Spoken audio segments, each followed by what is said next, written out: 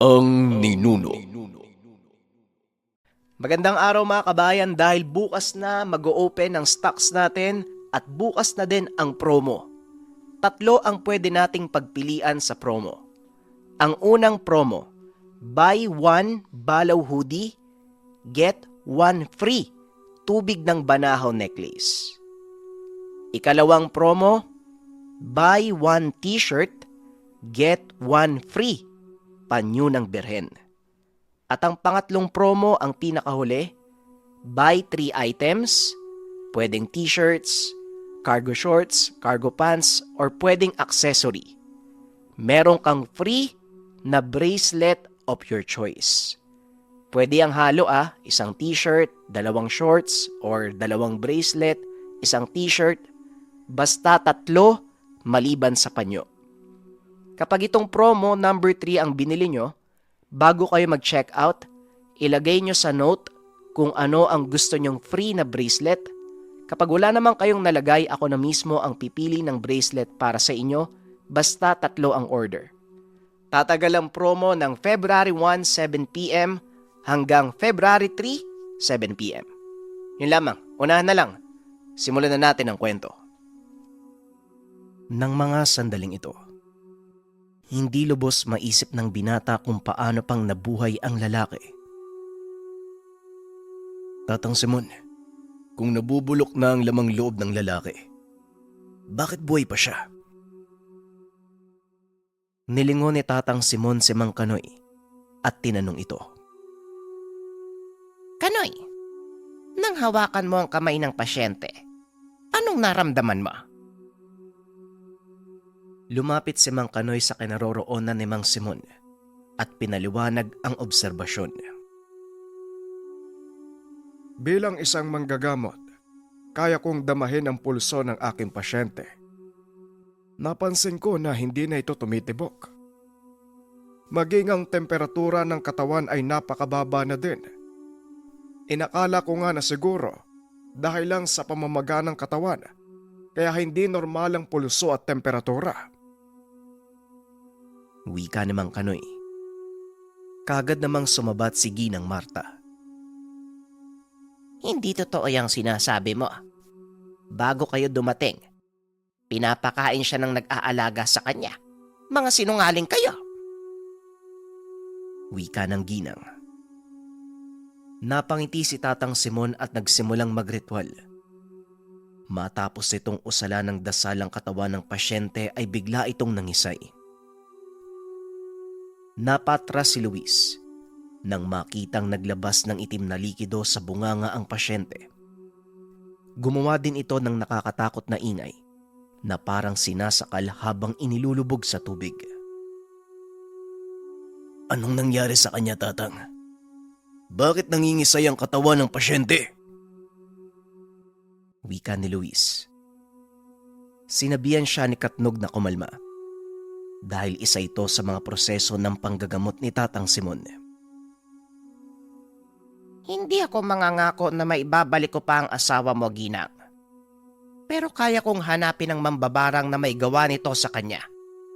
Luis, maganda ka. Isasama kita.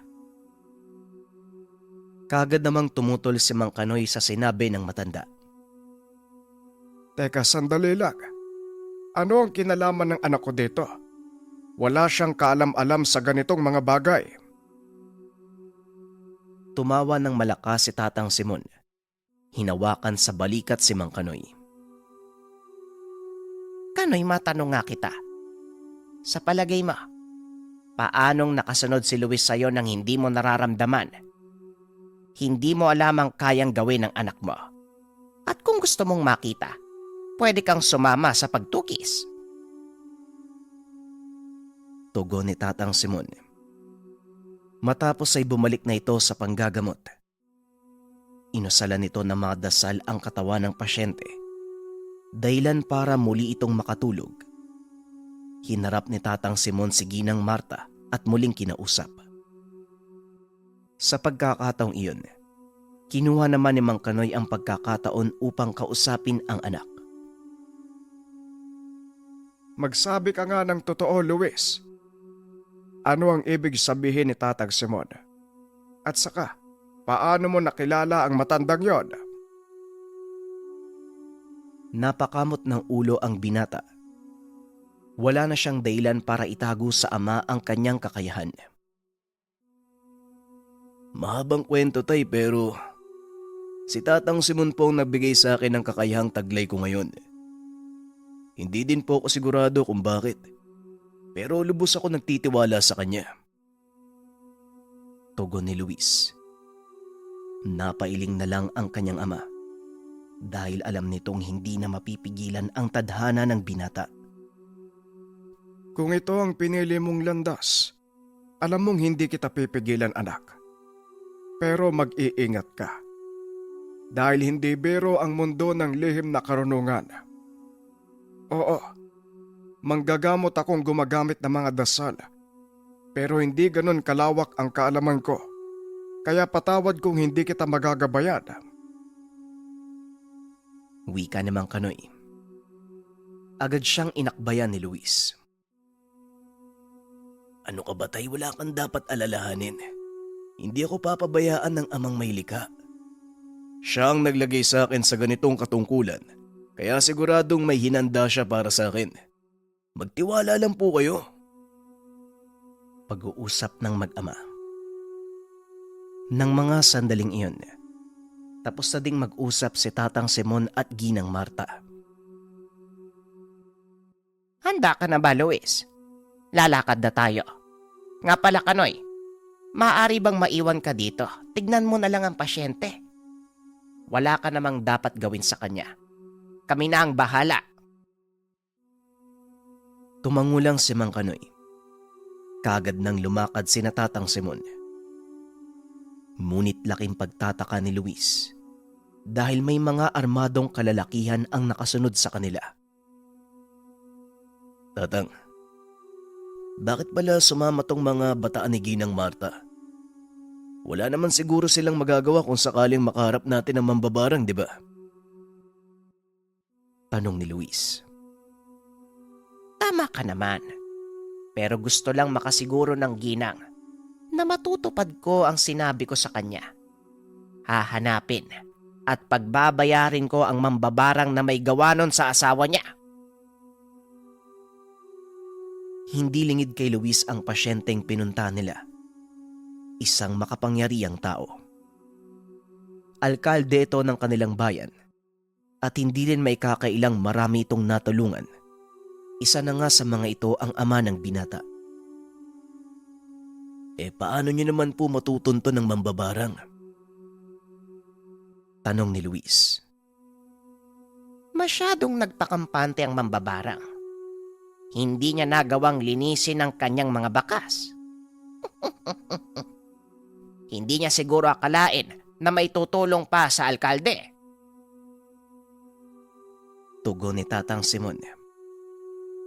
Sa kalagitnaan ng paglalakad, kinausap naman ni Katnog si Luis.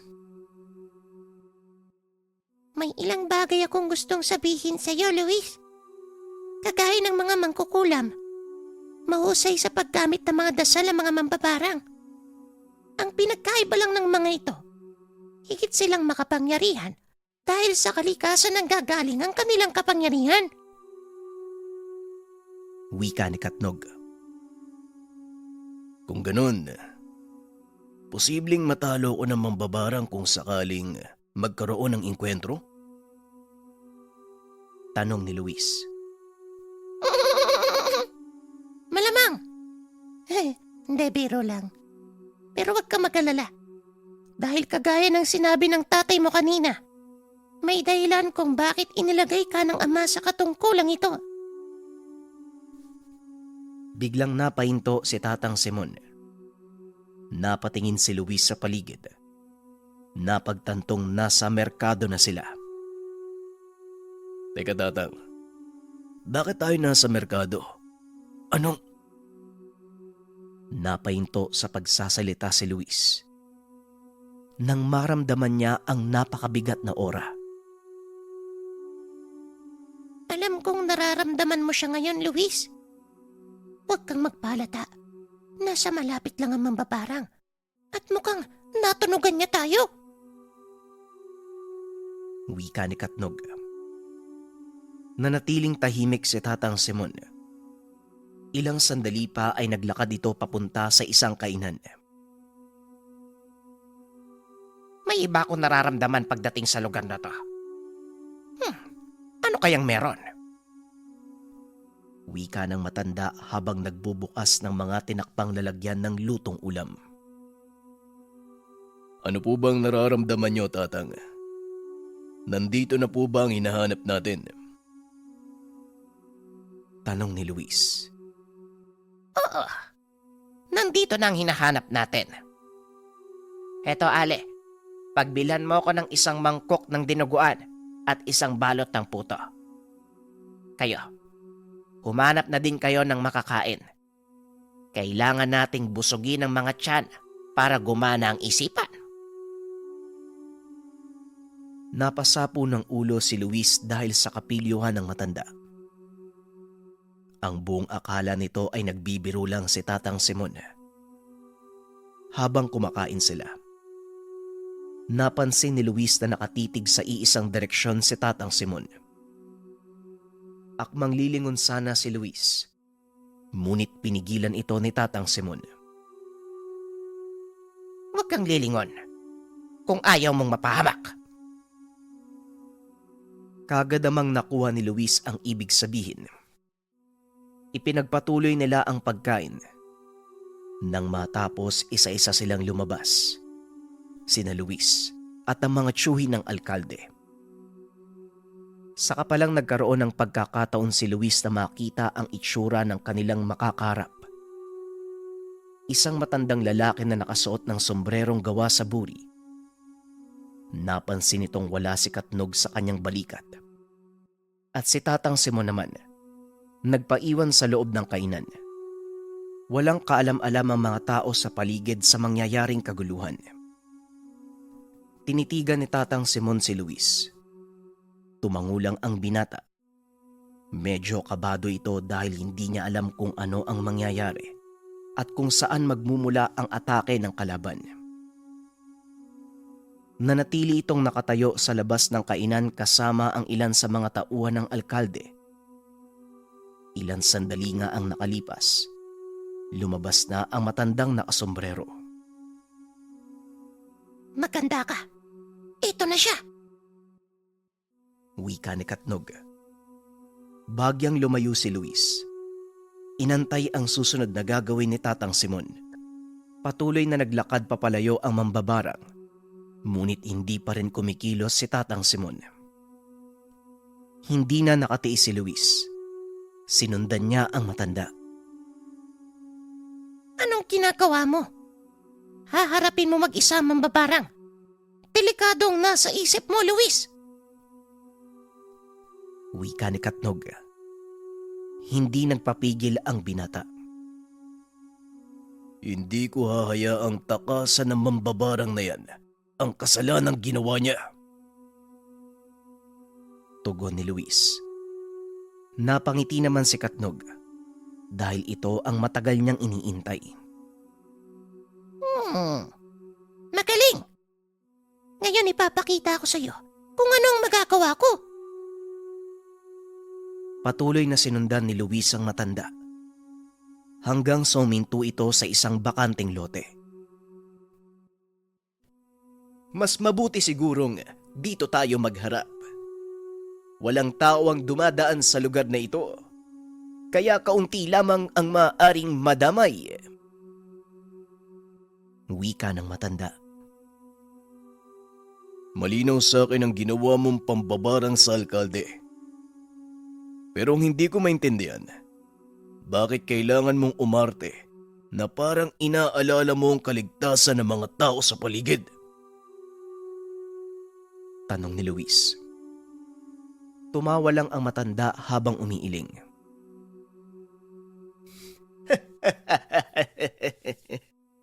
Kahit papano, may pagpapahalaga ako sa buhay ng mga inosente.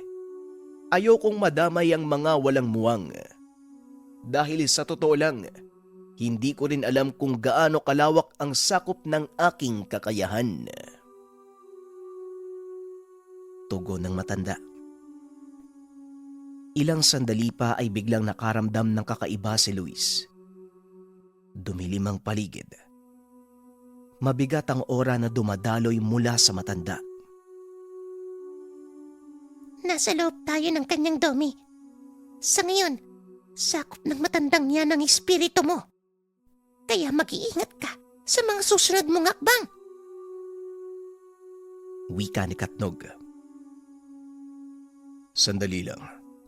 Hindi ba nung laban natin sa mga aswang sumanib ka sa akin?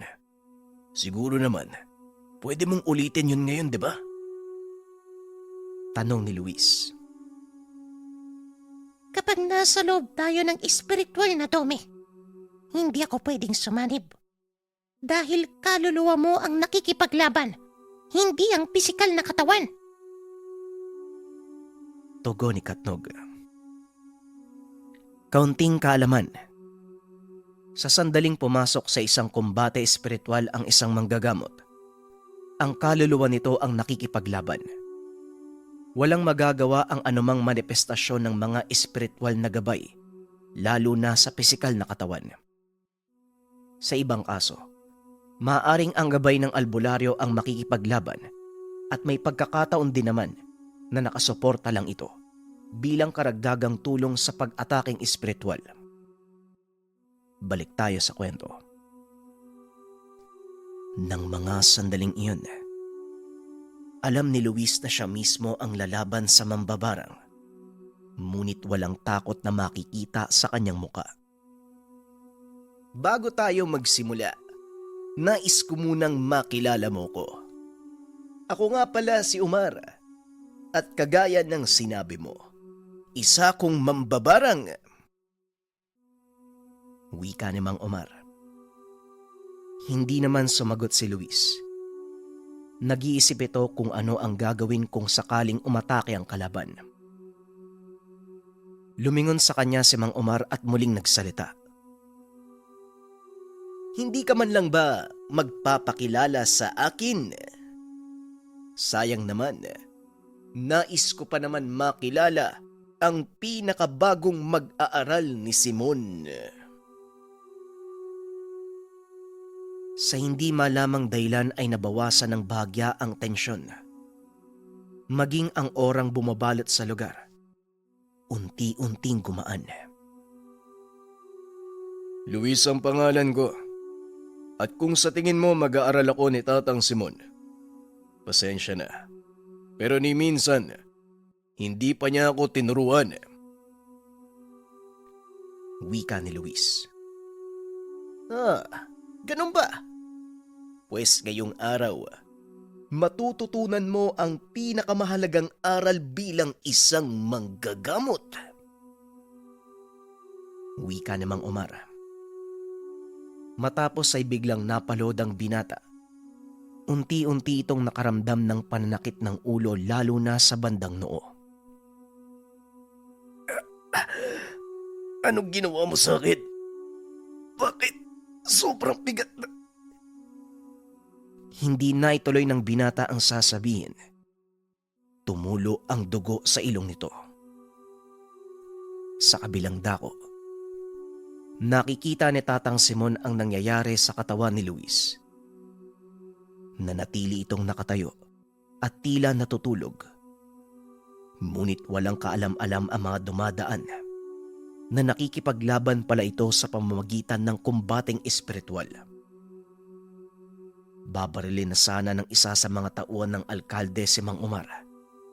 Kaso nga lang ay pinigilan ito ni Tatang Simon. Sandali lang. Wala kang gagawin. Ibalik mo sa sisidhan ng baril na yan. Kung gusto mong gumaling ang amo mo. Kagad itinago ng lalaki ang baril. Nanatili itong nakatayo sa sulok. Sa loob ng dome ni Mang Omar, patuloy na pinanlalabanan ni Luis ang atake ng matanda. Ngunit sadyang hindi nito alam kung ano ang gagawin. Ito ang unang beses niyang sumabak sa kumbate espiritual. Unti-unti nang bumagsak ang katawan ng binata. Narinig nito ang boses ni Katnog. Hindi ako maaaring makialam sa laban na to. Ngunit, wala ding nagsabi na hindi kita pwedeng turuan. Ipikit mo ang mga mata mo, Luis. Alisin sa isipan ang nararamdaman. Huwag mong panlabanan ang mga atake niya. Subukan mo itong tanggapin at ipunin. Hindi naunawaan ni Luis ang sinasabi ng kaibigan. Ngunit sinubukan nitong pakalmahin ang sarili. Huminga ng malalim ang binata at dito nagsimulang mawala ang sakit ng kanyang ulo. Unti-unti na ding gumaan ang pakiramdam ng binata hanggang sa tuluyan na siyang makatayo. Ramdam na ng binata ang mainit na daloy ng enerhiya mula kay Mang Omar. Napagtanto nito na ang ginagawa ng matanda ay hindi isang atake, kung hindi pagpapasa ng lakas. Sandali lang. Bakit mo pinapasa sa akin ang enerhiya mo? Hindi ba kaaway ka? Tanong ni Luis. Kung yan ang tingin mo sa akin, bahala ka. Pero ako'y napag-utusan lang ng aking kaibigan na konsagrahin ka at ihanda ka sa mas malaking obligasyon. Tugon ni Mang Omar. Lalong gumulo ang isipan ng binata. Ilang sandali pa ay biglang nagliwanag ang paligid. Nakabalik na sila sa pisikal na mundo. Nakita ng binata si Tatang Simon na nakaupo sa sulok. Nakapatong sa balikat nito si Katnog. Samantalang ang mga tauhan naman ng alkalde ay wala na sa lugar. Anong nangyari, Tatang? Sakay ka, Umar. Anong ibig sabihin na inutusan kang konsagrahin ako? Tatang Simon, hindi ba't siya mambabarang na ng biktima sa alkalde? Sunod-sunod na tanong ni Luis. Kumalma ka, Luis.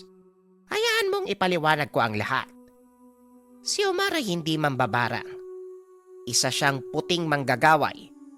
Ang tanging naiwan sa kanyang mga kalahi. Wika ni Tatang Simon at ayon pa dito. Ang pagkakasakit ng alkalde ay isang palabas para subukin ang kagustuhan ng binatang makatulong. Alam nilang susundan ni Luis ang kanyang ama sa oras na puntahan nito ang alkalde. Ito lang ang tanging paraan upang malaman ko kung karapat-dapat ka nga sa mutyang hawak mo. Hindi ako basta-basta nagbabasbas, bata. Kailangan mong patunayan ang sarili mo sa akin. At sasabihin ko sa iyo ang katotohanan. Nasurpresa ako sa ginawa mo kanina. Hindi ko akalaing ganong kabilis mong mapapagtanto na hindi atake ang aking ginagawa. Wika ni Mang Omar. Ang totoo, kung hindi dahil sa kaibigan kong duwende, hindi ko malalaman na pinapasa mo sa akin ang enerhiya. Ang hindi ko lang maunawaan, bakit mo to ginawa? Tanong ni Luis. Hindi ka isinilang na may likas na kakayahang espiritual. Ngunit ikaw ang pinili ng mutya ng kalamansi upang maging Panginoon nito. At kami naman bilang mga lingkod ng Ama, kailangan kitang gabayan. Ito ang aking tungkulin. Tugon ni Omar. Pinaliwanag din ito ang totoong lakas ng hawak niyang mutya, maging ang kakayahan ni Katnog. Bagaman hindi ito lubusang namalas ng binata, kahit papano ay nagkaroon siya ng ideya. Ngayong nasabi na sa'yo ni Mang Omar ang lahat, siguro naman, una ang tiwala mo sa akin. Huwag kang mag-alala, Luis. Hindi ako gagawa ng anumang ikakapahamak mo. Wika ni Katnog. Matapos ang kaganapan sa lugar, Kaagad silang bumalik sa tahanan ng alkalde upang gamutin ito. Pinalabas na lang ni Tatang Simon na nagawa nilang patayin ng mambabarang. Laking pasasalamat naman ng asawa nito. Humingi din ito ng tawad kina Tatang Simon dahil sa maling asal. Naging mahaba ang araw na yon para kay Luis. Pagdating nito sa tahanan, agad niyang isinalampak ang katawan sa higaan at hindi pa man nagtatagal ay nakatulog na ito. Kaso nga lang sa kalagitnaan ng pagtulog, bigla siyang ginising ng ama. Bumangon ang binata. Paglabas nito sa kwarto ay tumambad ang napakaraming tao. Hindi ko nasabi sa'yo. Nakusang lalapit ang mga taong nangangailangan ng espiritual na tulong. Isa ito sa mga tungkulin mo. At kailangan mo itong gampanan sa ayaw at sa gusto mo. Wika ni Katnog. Hindi naman tumanggi ang binata. Paunti-unti ay nagagawa nitong tanggapin ang kanyang buong kapalaran bilang isang manggagamot.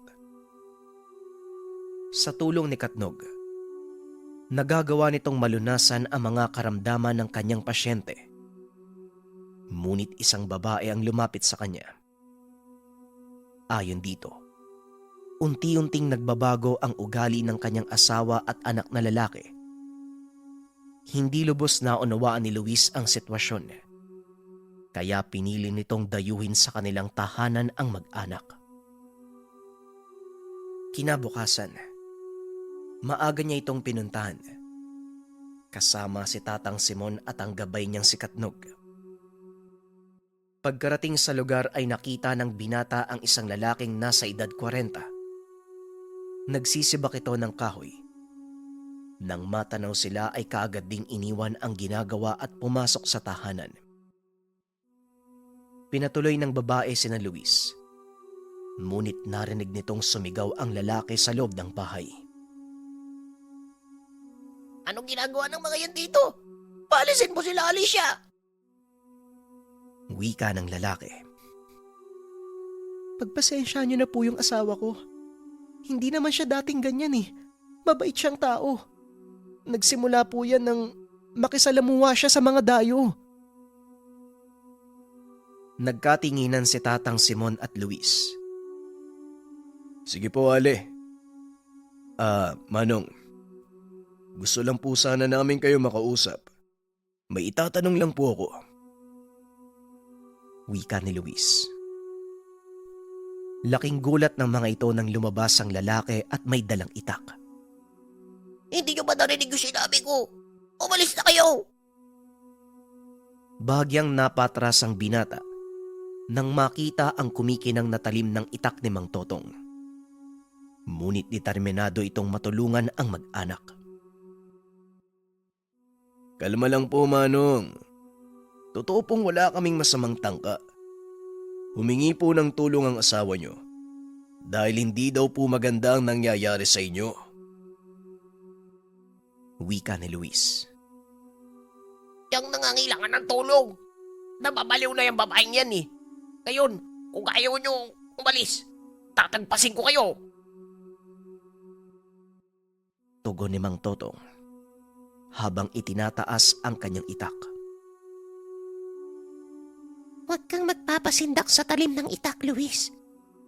Walang sandata na gawa ng tao ang tatalab sa balat mo. Lapitan mo siya. Wika ni Katnog. Nasisiraan ka na ba ng bait? Paano kung tagain ako niyan? Tanong ni Luis. Hindi, putol yung ulo mo. Hindi, biro lang. Magtiwala ka sa sinasabi ko. Sige na, lapitan mo siya. Tugon ni Katnog. Naglunok ng laway ang binata at marahang nilapitan si Mang Totong. Nanatili lang nakatayo sa isang sulok si Tatang Simon. Naglalakad ito papalapit kay Totong nang bigla siyang suguri ng isa pang lalaki at undayan ng saksak. Mabilis naman itong pinigilan ni Luis at naagaw ang patalim. Walang ya ka talaga. Papatayin mo ako no? Wika ni Luis sabay suntok. Kagad naman itong inawat ni Aling Alicia. Wag!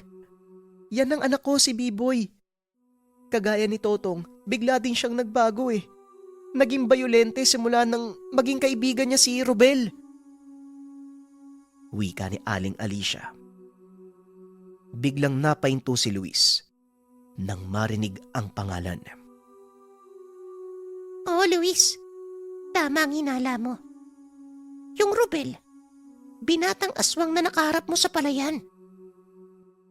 Wika ni Katnog. Alam ko, Katnog. Pero walang hiya sila. Bakit kailangan nilang mandamay ng mga inosente? Tugon ni Luis. Habang nag-uusap sila ni Katnog, muling sumugod si B-Boy. Sa pagkakataong ito ay nakisali na si Mang Totong.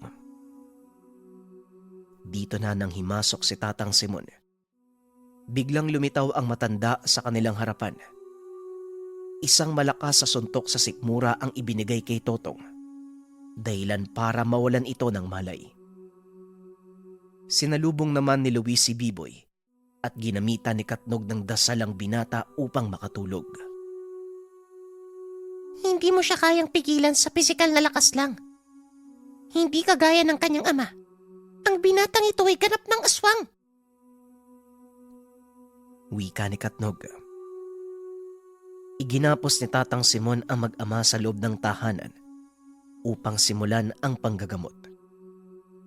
Kinausap din ng matandang ermitanyo si Aling Alicia tungkol sa totoong kalagayan ng anak nitong si B-Boy. Kinang, pasensya na. Pero sasabihin ko sa inyo ang katotohanan. Alam kong mabigat, pero kailangan niyong tanggapin. Ang anak at asawa niyo ay biktima ng mga aswang. Si Totong ay nayanggaw at may paraan pa para magamot siya. Ngunit si B-Boy, kamatayan na lang ang makakapaghiwalay sa kanya sa sumpa ng mga aswang. Pinagsakluban ng langit at lupa si Aling Alicia nang marinig iyon. Hindi niya lubos akalaing mangyayari ito sa kanyang mag-ama. Hindi ko matatanggap ang sinasabi niyo. Pero kung ito lang ang paraan para mailigtas ang anak ko, gawin niyo ang nararapat. Wika ni Aling Alicia. Kagad sinimulan ni Tatang Simon ang panggagamot kay Totong. Samantalang si Luis, patuloy na binabantayan ang kalagayan ni B-Boy. Kilala ko ang batang ito, Katnog. Mahinahon siya at napakabait.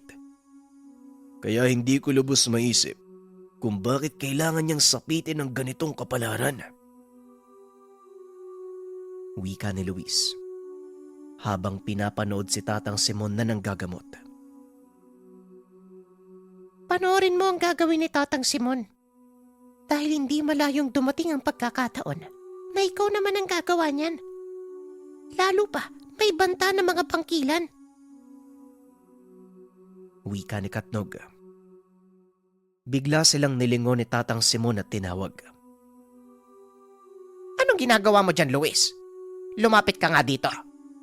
Ikaw pa naman ang naturingang manggagamot, tapos tumutunganga ka. Dali-daling lumapit si Luis. Inabot sa kanya ni Tatang Simon ang isang baso na puno ng langis. Tatang, ano pong gagawin ko dito? Napailing ang matanda dahil napaghahalataang walang alam si Luis. Ay nako, gamitin mo lang ang langis ng ahas na yan upang ipasuka sa taong ito kung ano man ang nasa tiyan niya. Tugon ni Tatang Simon. Kagad itong lumabas ng kwarto. Naupo sa tabi ng nakagapos na anak ni Mang Totong. Sa pagkakataong iyon, si Luis lang ang mag-isang manggagamot. Hindi pa biro ang kanyang pasyente. Ito ang kauna-unahang pagkakataon na magpapasuka siya ng Yanggaw.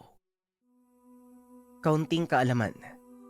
Ito ay paglilinaw tungkol sa Yanggaw. Ang salitang ito ay kadalasang ginagamit sa mga taong hinawaan ng isang aswang. Pero ang katotohanan, ang Yanggaw ay isang nilalang na inalalagay ng isang aswang sa katawan ng napili niyang hawaan. Kadalasang maliit na ibon, butiki, o hindi kaya naman ahas. Unti-unti itong lumalaki sa kanyang sikmura hanggang sa tuluyan itong panghawakan ang katawan at isipan ng isang tao kung saan siya nananahan. Balik tayo sa kwento. Hindi alam ni Luis kung saan magsisimula. Nakikita ito ni Aling Alicia, kaya kagad siyang pinuna. Matutulungan mo ba talaga yung asawa't anak ko? Napatingin si Luis kay Tatang Simon na nooy nakahiga sa mahabang upuan. Alam ng binata na umaasa sa kanya ang ginang. Ngunit hindi nito alam kung paanong gagamutin si Mang Totong. Mukhang nakakalimutan mo yata. Nandito ako sa balikat mo. Wika ni Katnog. Pasensya ka na, Katnog ha. Hindi ko alam kung saan magsisimula eh. Wika ni Luis. Ano ba ang ginagawa mo kapag nanggagamot ka? Hindi ba? Tinitignan mo ang kalagayan ng pisikal na katawan ng pasyente. Ang panggagamot ng Yanggaw, walang pinagkaiba sa pagpapalayas ng masamang elementong sumapi sa katawan ng pasyente. Ngayon kumalma ka at simulan ang panggagamot. Muling wika ni Katnog. Agad namang hinawakan ni Luis ang pulso ni Mang Totong. Malakas ang pantig nito. Ang ibig sabihin nasa kondisyon ang katawan ng pasyente. Matapos niya itong gawin, muling nagsalita si Katnog. Ngayon kunin mo ang langis. Ilagay mo ang mutya ng kalamansi at ipainom mo sa pasyente. Agad namang dinukot ng binata ang mutya sa kanyang bulsa at inihulog sa basong may langis. Nakita ng binata ang unti-unting pagkulo nito. Dahan-dahang pinainom ni Luis ang langis sa pasyente. Matapos ay inantay nito ang magiging reaksyon. Ilang sandali pa ay narinig nilang umungol si Mang Totong. Dito na napabangon si Tatang Simon. Lumapit ito kay Luis. Kinuha ang maliit na palangganang nakalapag sa sahig. Ngayon, antayin mo kung paanong lalabas sa katawan ng taong yan ang Yanggaw. Sa oras na mangyari yon, wag na wag mong hahawakan. Sana lang, hindi pa ganun kalalim ang ugat nito sa kanyang katawan. Wika ni Tatang Simon. Tuloy-tuloy ang paglalaway ni Mang Totong at sinusundan pa ito ng pagduwal na tila may kung anong lumalabas sa kanyang sikmura.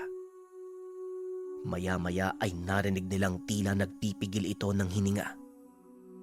Isang malakas sa sigaw ang pinakawalan nito habang sinasapo ang dibdib. Eto na, maganda ka Luis. Sa oras na lumabas ang Yanggaw, huwag ka nang magsayang pa ng oras. Patayin mo ito gamit ang mga dasal na itinuro ko sa iyo. Wika ni Tatang Simon. Dali-dali namang kinuha ng binata ang maliit na libreta kung saan nakasulat ang mga dasal na ibinigay ng matanda. Ilang sandali pa ay muling yumuko si Mang Totong. Sumuka ito ng itim na likido. Kasunod nito, isang maitim na bagay na halos kasing laki ng 5 piso. Pabilog ang hugis na may hahalin tulad sa itlog. Napangiti si Tatang Simon dahil inakala nitong napisana ang itlog na inilagay ng aswang sa katawan ni Mang Totong. Mabuti na lang hindi pa ito napipisa. Ngayon Luis, ang dasal na pangsunog ng elemento ang gagamitin mo. Patayin mo ang nilalang na nasa loob ng itim na bagay na yan. Tandaan mo, ano man ang mangyari, wag na wag mo itong babasagin. Bilin ni Tatang Simon. Dinala ito ni Luis sa likod ng tahanan upang doon gawin ang inutos ng matanda. Ngunit umiral ang kuryosidad. Kaya kumuha ng patalim si Luis at tinusok ang bagay na yon. Anong ginagawa mo, Luis? Hindi ka talaga nakikinig. Wika ni Katnog. Gusto ko din makita kung ano ang laman ng bagay na yan, Katnog. Itinuloy niya ang pagtusok sa bagay hanggang sa mabitak. Laking gulat ng binata dahil nakakabinging ingay ang lumabas mula sa bagay na yon. Matinis na tunog na tila nagmumula sa isang uri ng ibon. Lagot! Naloko na! Bilisan mo! Usalin mo ang dasal! Wika ni Katnog. Natataranta si Luis. Nakalimutan nito kung saan pahina nakasulat ang sinasabing dasal ng duwende. Ilang sandali pa nakita ng binata ang maliit na inakay na ibon. Lumalabas ito doon sa bagay. Nanlaki mga mata ng binata. Ito ang unang beses niyang masilayan ang ganong uri ng nilalang. Itim na itim ang balat nito. Pulang-pula ang mga mata. Ang mga daliri sa paa ay tila ugat ng puno na gumagapang-gapang. Alam na ni Katnog na wala sa wisyo ang kaibigan, kaya siya na ang kumilos upang patayin ang nilalang. Inilahad ng duwende ang kanyang kamay. Lumitaw mula dito ang maliit na punyal. Tumalon ito mula sa balikat ni Luis, papunta sa planggana. Sinaksak ang itim na inakay ng paulit-ulit. Dito palang nagbalik sa wisyo si Luis. Kaagad binasa ang dasal na itinuro ni Tatang Simon. Agad namang nakatalon si Katnog bago pa tuluyang matupok ang nilalang. Dali-daling lumabas si Tatang Simon. Nakitang nagliliyab at naglulupasay ang itim na inakay. Talagang hindi ka nakikinig. Mabuti na lang at dagapan mo. Kung hindi, baka ikaw naman ang pinainom ko ng langis ng ahas. Sige na, tumayo ka na dyan. Kailangan pa nating gamutin si B-Boy. Wika ng matanda. Dali-daling tumayo si Luis. Pagpasok nito sa tahanan, nakita niyang nakahiga na sa papagsimang totong. Mapayapa na itong natutulog habang pinupunasan ni Aling Alicia ang mukha nito. Kagad lumapit sina Luis at Tatang Simon kay B-Boy. Nakatali pa rin ang paa at kamay nito at hindi pa nagkakamalay. Antayin nating sumapit ang gabi. Dahil doon palang lalantad ang totoong anyo ng binatang ito. Luis, sa pagkakataong ito, wag na sanang matigas ang ulo mo. Kapag sinabi kong patayin mo, patayin mo. Muling wika ni Tatang Simon. Kailangan pa po bang humantong sa pagkamatay ang paggamot sa kanya? Tanong ni Luis. Wala na tayong magagawa, Luis. Dahil kahit si B-Boy, sa oras na bumalik siya sa wisyo, siguradong ito din ang hihilingin niya. Wika ni Katnog. Kung minsan, kailangan mong maging matigas. Kailangan mong iwaksi ang awa upang mailigtas ang isang tao. Wika ni Tatang Simon. Pero Tatang, hindi po pagliligtas ang gagawin natin kay B-Boy. Papatayin natin siya. Nasaan ang pagliligtas doon? Tanong ni Luis. Napailing na lang si Tatang Simon. Hinawakan ng binata sa balikat. Mamaya, mauunawaan mo din ang sinasabi ko. Sa ngayon maganda ka na. Kunin mo to. Magagamit mo yan mamaya. Tugon ni Tatang Simon. Sabay abot ng bagay na nakabalot sa pulang tela. Hindi na ito binuksan ni Luis. Isinuksok niya ito sa tagiliran. Naglakad palabas ng tahanan upang magpahangin. Medyo padilim na ng mga sandaling iyon. Alam ng binata na hindi na may iwasan pa ang mga mangyayari. Bahagi ito ng iyong tungkulin, Luis. At palagi mong tatandaan na ang taong nagpapasakop sa kadiliman, sila ay mga kaaway. Wika ni Katnog. Tama ka naman, Katnog. Pero ang malaking katanungan, bakit niya ito ginawa? Tanong ni Luis. Hindi na malaya ng binata na tuluyan ng lumubog ang araw. Bigla nilang narinig ang pagsigaw ni Aling Alicia. Dali-daling pumasok si Luis. Nakita nito ang nagwawalang si Biboy. Maganda ka, Luis. Anumang oras, mapuputol na ang taling ipinanggapos ko sa kanya. Masyadong malakas ang mga bagong sibol na aswang. Hindi pa nila nagagawang pigilan ang kanilang lakas. Mas lalong hindi nila nakikilala ang mga tao sa paligid, kahit pa si Aling Alicia. Dali-dali namang inakay ng ginang si Mang Totong. Wala pa itong malay ng mga sandaling iyon. Sakto namang nakalabas ng tahanan nang biglang maputol ang mga gapos ni Biboy. Dali-dali itong kumawala. Itinulak si Luis. Sabay takbo palabas ng tahanan upang habulin ang mga magulang.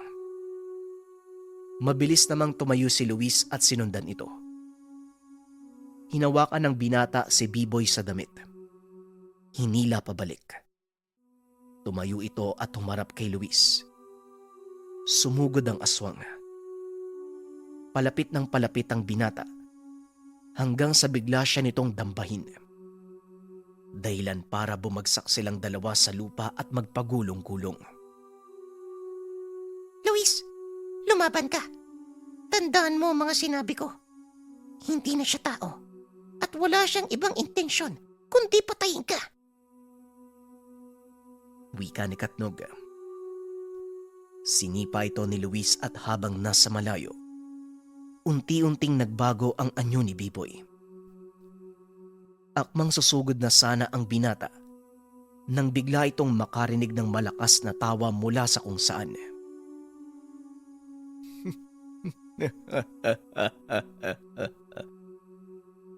Magaling ang nagawa mo, Rodel.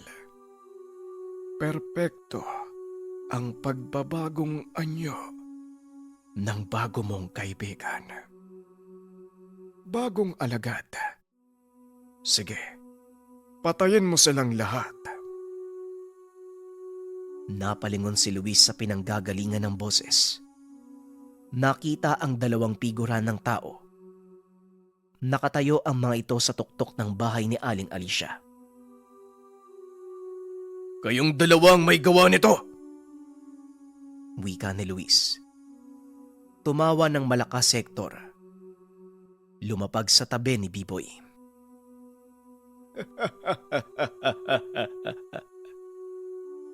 Ano ba sa tingin mo, bata? Kung isinuko mo na lang sa akin ang mutya, hindi na mangyayari ang lahat ng ito. Tugon ni Hector. Lalong nang gigil si Luis. Pilit naman itong pinakalma ni Katnog. Kumalma ka, Luis. Ito ang gusto nilang mangyari. Ang mabulagan ka ng galit. At sa oras na mangyari ito, mababahiran ng kasamaan ng mutya. Wika ni Katnog. Alam ko, Katnog. Ngayon ko higit na kailangan ng tulong mo. Kaya lubos ako magtitiwala sa'yo. Tugon ni Luis. Tumawa ng malakas si Katnog at kagad naglaho. Kung ganon, maganda ka na. Muling wika ni Katnog. Bigla na namang naramdaman ni Luis ang parehong pakiramdam nung sumapi sa kanya ang prinsipe ng mga duwende. Sa pagkakataong ito, kakaibang lakas at gaan ng katawan ang naramdaman niya. Kahit makipagsanib puwersa ka pa sa gabay mo, bata. Wala ka na ring magagawa sa dami ng mga aswang na nakapalibot sa'yo. Maaate mo bang mamatay ang mga tao sa paligid mo? Isa pa, kaya mo bang saktan ng binatang ito? Hindi ka na naawa sa mga magulang niya. Wika ni Hector. Hindi naman ito pinansin ni Luis. Nakatuon ang atensyon ng binata kay Biboy. Kitang-kita nito ang paghihirap na pinagdadaanan habang nagbabago ng anyo. Biglang itinaas ni Hector ang kanyang kamay. Naglabasan mula sa dilim ang mga kasama nito. Tama si tatay. Kasalanan mo ang lahat ng ito. Kung isinuko mo na lang ng maayos ang mutya sa amin, hindi na sana kami nalagasan. At hindi ko kailangan maghanap ng mga bagong kasama. Maswerte nga tong si Biboy eh. Dahil nabigyan siya ng pagkakataong maging isang kagaya ko. Ngayon, pagsisisiyan mo ang paglaban sa amin. Sige mga kasama, patayin niyo yan. Wika ni Rodel. Sumugod ang mga aswang. Laking gulat ni Hector nang magtalsikan ang mga ito. Teka, sino ang may gawa nun? Wika ni Hector. Ibinaling ang tingin kay Luis. Nakatayo pa din ito sa harapan nila. Mukhang humina na yata ang pakiramdam mo. O sadyang malakas ang sabulag na gamit ko. Kaya hindi mo ko napansin. Nanlaki mga mata ni Hector nang mamukaan kung sino ang nagsalita. Tatang Simon, anong ginagawa mo dito? Hanggang dito ba naman ay sinundan mo pa ako? Wika ni Hector. O bakit parang nagulat ka? Hindi ba sinabi ko sa'yo noon? Kung saang lupalop ka man magpunta, susundan kita.